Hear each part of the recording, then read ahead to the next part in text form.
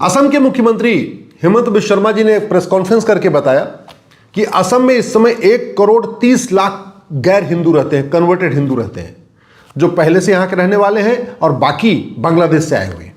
उन्होंने ये भी बताया कि 12 से 13 जिलों की डेमोग्राफी पूरी बदल चुकी है, यानी 1/3 असम की जिलों की डेमोग्राफी बदल चुकी है। उन्होंने ये भी बताया कि असम में हजारों की संख्या में कन्वर्टेड हिंदू, गैर हिंदू डॉक्टर हैं, प्रोफेसर हैं, लेक्चरर हैं, कंपाउंडर हैं। इसलिए असम की स्थिति बहुत ही खतरनाक स्थिति में बहुत खतरनाक हो चुकी है और असम की स्थिति बाकी राज्यों से मैच नहीं कर सकते हैं। जो जिहाद को ख़त्म करने के लिए, आतंकवाद को ख़त्म करने के लिए बाकी राज्यों में कार्रवाई हो रही है, असम के लिए कुछ अलग सोचना पड़ेगा, ऐसा उनका कहना है। असम की जो हालत हुई है, जो असम की डेमोग्राफी बदली है, उसके लिए कांग्रेस भी जिम्मेदार है, सरकार भी जिम्मेदार है और सुप्रीम कोर्ट भी जिम्मेदार है। कांग्रेस की सरकार ने 1946 के इस घटिया फॉरेनर एक्ट को बदला ही नहीं। नतीजा ये हुआ, आराम से रोहिंग्या बांग्लादेशी आके असम में बसते चले गए। कड़वी सच्चाई ये भी है कि उस समय ज़्यादातर समय आज़ादी के बाद वहाँ पे कांग्रेस की सरकार रही और कांग्रेस की सरकारों ने, कांग्रेस के नेताओं ने, कांग्रेस के सांसदों, विधायकों ने वोट की खातिर बांग्लादेशियों को बसाने में भी मदद किया। असम की जो डेमोग्राफी बदली है उसका दूसरा बड़ा कारण है 1955 का सिटीजनशिप एक्ट। ये कानून महा घटिया है, महा सड़ा हुआ है। आराम से लोगों को भारत की नागरिकता मिलती गई और बाद में तो राजीव गांधी ने सेक्शन 6 से जोड़ के जितने बांग्लादेशी यहाँ आए थे उनको लीगलाइज भी कर दिया। एक अनुमान के अनुसार लगभग 60 लाख उन्होंने बांग्लादेशियों को भारत का नागरिक बना दिया था, एक धारा जोड़ के, सेक्शन 6 से जोड़ के। सुप्रीम कोर्ट को मैं इसलिए जिम्मेदार कह रहा हूँ, इतनी लंबी दलील हुई 5 जजों की बेंच ने, लेकिन सुप्रीम कोर्ट ने सेक्शन 6A को लीगलाइज कर दिया, उसको ख़त्म नहीं किया। नतीजा ये हुआ कि कांग्रेस की सरकार, राजीव गांधी की सरकार ने जिन 60 लाख लोगों के लिए सेक्शन 6A की व्यवस्था किया था, वो जब लीगल हो गई, उसको इलीगल डिक्लेयर नहीं किया गया, तो जो लोग बसे हुए थे वो परमानेंट पक्के हो गए। अब वो असम के नागरिक बन गए, यानी भारत के नागरिक बन गए। तीसरी, घुसपैठ का मूल कारण है भ्रष्टाचार और असम में बड़े पैमाने पर भ्रष्टाचार है। असम में तो बाकी जगहों पे तो फर्जी आधार जो है 2,000 रुपये में बनता है, असम में तो फर्जी आधार 1,000 रुपये में बन जाता है। इतना भ्रष्टाचार है वहाँ के लेखपाल, पटवारी, और भ्रष्टाचार का ही परिणाम था कि एक बार वहाँ एनआरसी हुई सुप्रीम कोर्ट के आदेश पे, वो एनआरसी फेल हो गई, क्योंकि जब तक एनआरसी चलती रही, जब तक ये प्रक्रिया चलती रही, इस बीच घुसपैठियों ने 2,000 रुपये दे के, 1,500 रुपये दे के आधार बनवा लिया। फिर जब आधार बन गया घुसपैठियों का तो उन्होंने राशन कार्ड बनवा लिया। जब उनके पास 2 डॉक्यूमेंट हो गए, फिर उन्होंने दलालों को पैसा दिया, ड्राइविंग लाइसेंस बनवा लिया, बर्थ सर्टिफिकेट बनवा लिया, वोटर आईडी में नाम जुड़वा लिया, सब कुछ करा लिया।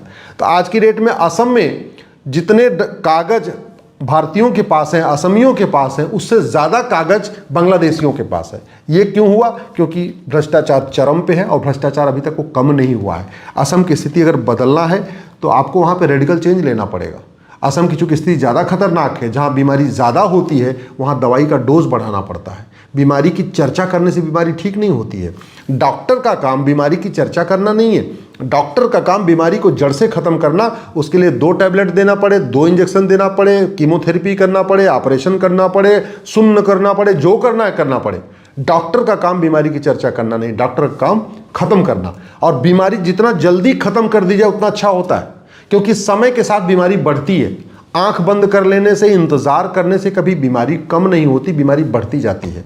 असम में लव जिहाद बड़े पैमाने पे है और वो इसलिए हो रहा है लव जिहाद क्योंकि न तो केंद्रीय स्तर पे लव जिहाद के खिलाफ कोई कठोर कानून है, न बीएनएस में लव जिहाद के लिए कोई धारा है और न असम की सरकार ने लव जिहाद पे कोई कठोर कानून बनाया। असम में बहुत बड़े पैमाने पर लैंड जिहाद हो रहा है, क्योंकि लैंड जिहाद, जमीनों पर अतिक्रमण करना कोई गंभीर अपराध नहीं है। न बीएनएस में उस पर कोई धारा है, न असम की सरकार ने उस पर कोई कठोर कानून बनाया। असम में बड़े पैमाने पर ड्रग का कारोबार चल रहा है, बड़े पैमाने पर नकली दवाइयों का कारोबार चल रहा है और उसके लिए 2 घटिया कानून है, ये एनडीपीएस एक्ट और ड्रग एक्ट। ये 1940 का है, ये तो हालांकि बाद में बना, लेकिन दोनों महाघटिया हैं। न केंद्र सरकार ने इन दोनों घटिया कानूनों को बदला, न असम की सरकार ने ड्रग के खिलाफ, नकली दवाइयों के खिलाफ कोई कठोर कानून बनाया। तो इसलिए ये कारोबार अभी भी चल रहा है। असम में बहुत बड़े पैमाने पर घुसपैठ ही आ रहे हैं। घुसपैठ का मूल कारण है भ्रष्टाचार, तो असम में भ्रष्टाचार भी है और साथ में घुसपैठे भी आ रहे हैं। 1946 वाला कानून अभी बदला तो गया, लेकिन वो भी कहते नहीं, पुरानी नई बोतल में पुरानी शराब जैसा ही है, कोई बहुत स्ट्रिक्ट नहीं है। कोई चीन और सिंगापुर, अमेरिका जैसा कानून आज भी वो नहीं है।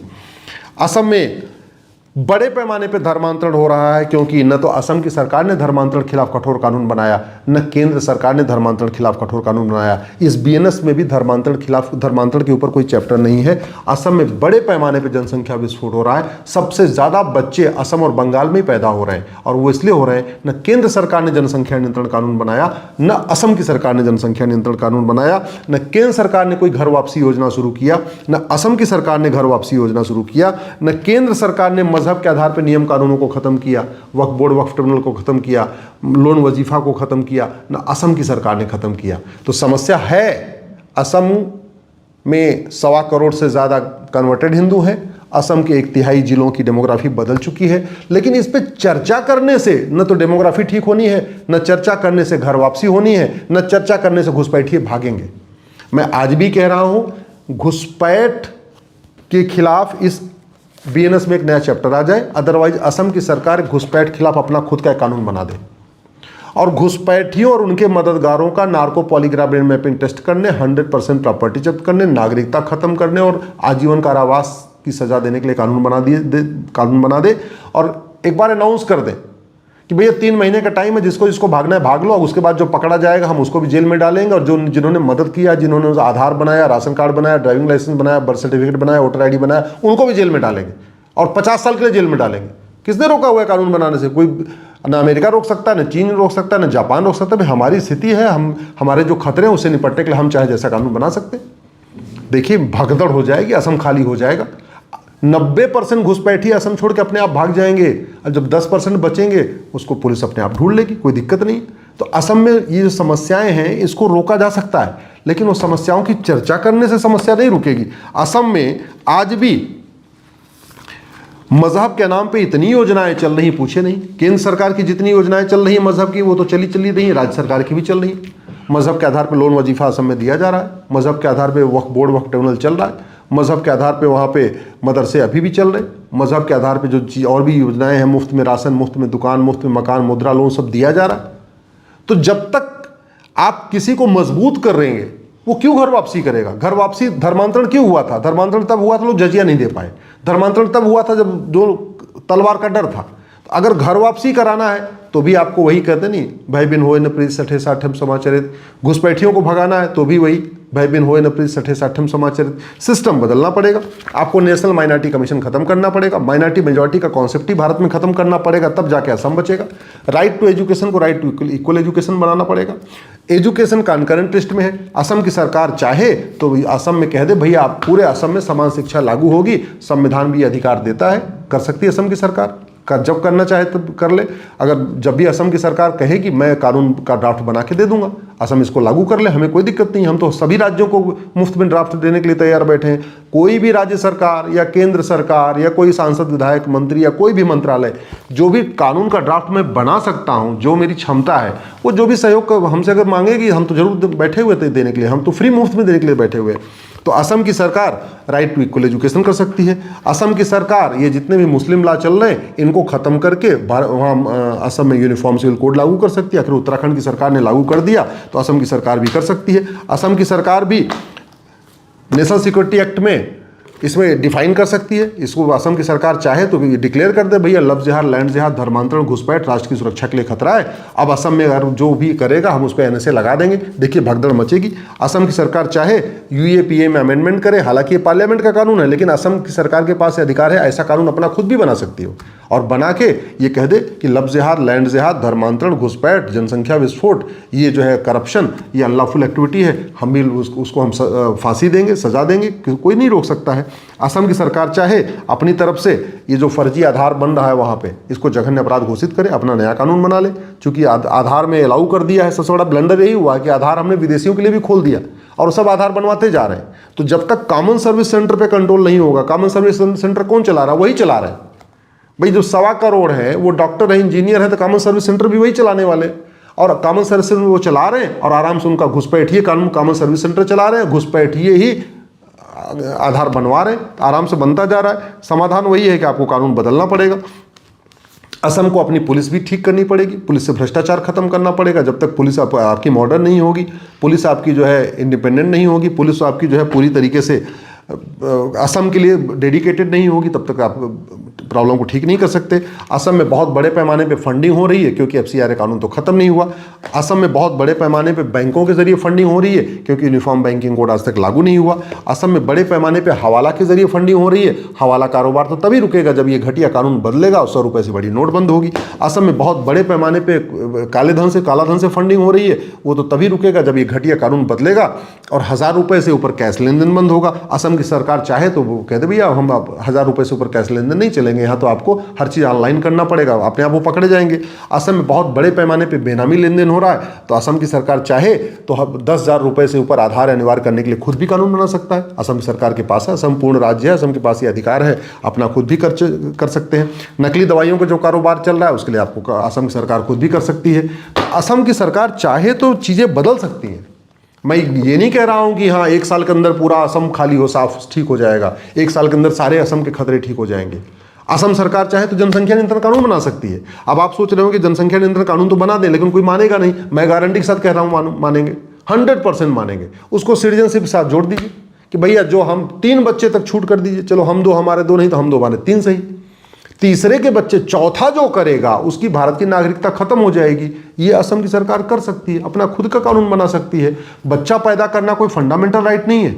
बच्चा पैदा करना संविधान फंडामेंटल राइट नहीं देता। इनफैक्ट संविधान में तो population control and family planning लिखा हुआ है और कॉन्करेंट लिस्ट में है। इसका मतलब पॉपुलेशन कंट्रोल ला असम की सरकार भी बना सकती है, केंद्र सरकार भी बना सकती है। केंद्र सरकार ने नहीं बनाया तो नहीं बनाया, असम की सरकार बना सकती है। इसलिए मैं माननीय हेमंत शर्मा जी से आग्रह कर रहा हूं, आप शुरुआत करिए। शुरुआत करेंगे तभी 1 साल 2 साल 3 साल के बाद इस चीज़ें कंट्रोल में आएंगी। नहीं तो जिस हिसाब से असम में जनसंख्या विस्फोट हो रहा है, जिस हिसाब से असम में घुसपैठिए अभी भी आ रहे हैं, जिस हिसाब से असम में घुसपैठिए वहाँ पे अत्याचार कर रहे हैं, जिस हिसाब से असम में घुसपैठिए डेमोग्राफी को बदल रहे हैं, 2-3 साल के बाद वहाँ स्थिति संभालने लायक नहीं बचेगी। और माननीय मुख्यमंत्री जी को मैं धन्यवाद दूंगा कि उन्होंने सारी कड़वी सच्चाई को कह दिया। उन्होंने ये भी कह दिया कि 10 साल के बाद असम को संभालना मुश्किल हो जाएगा, ये कड़वी सच्चाई है। लेकिन 10 साल के बाद वो स्थिति ना आए, वो उसके इलाज आज से करना पड़ेगा। अगर फर्स्ट स्टेज में कैंसर का इलाज हो जाए तो सेकंड स्टेज नहीं जाएगा, सेकंड में इलाज हो जाए तो थर्ड स्टेज नहीं आएगा, थर्ड स्टेज में कैंसर का इलाज हो जाए तो फोर्थ स्टेज नहीं आएगा, फोर्थ में अगर इलाज हो जाए तो आदमी मरेगा नहीं, बच जाएगा। तो आपको इलाज तो करना ही पड़ेगा। अगर हम इलाज नहीं करेंगे तो फर्स्ट स्टेज का कैंसर सेकंड में जाएगा, सेकंड स्टेज का कैंसर थर्ड में जाएगा, थर्ड का फोर्थ में जाएगा। जैसे डॉक्टर का काम है दवाई देना, और जो दवाई देना चाहिए वो दे, बस जिंदगी बचाए। ड्राइवर का काम है अच्छी तरीके गाड़ी चलाना, जो करना है वो करे लेकिन गाड़ी यात्रा सुरक्षित हो। मैकेनिक का काम है गाड़ी को ठीक करना, जो करना है करे, जो पार्ट बदलना है बदले, जो नट बोल्ट टाइट करना है टाइट करे, लेकिन हाँ गाड़ी ठीक करके दे। वैसे ही शासक का काम है समस्या को खत्म करना, शासक का काम है जड़ से खत्म करना। जो नियम कानून बनाना हो, जो सिस्टम बदलना हो, जो कुछ करना हो सब करिए। किसने रोका हुआ है? कोई नहीं रोका हुआ है। Any Times 24/7. Your news, your voice.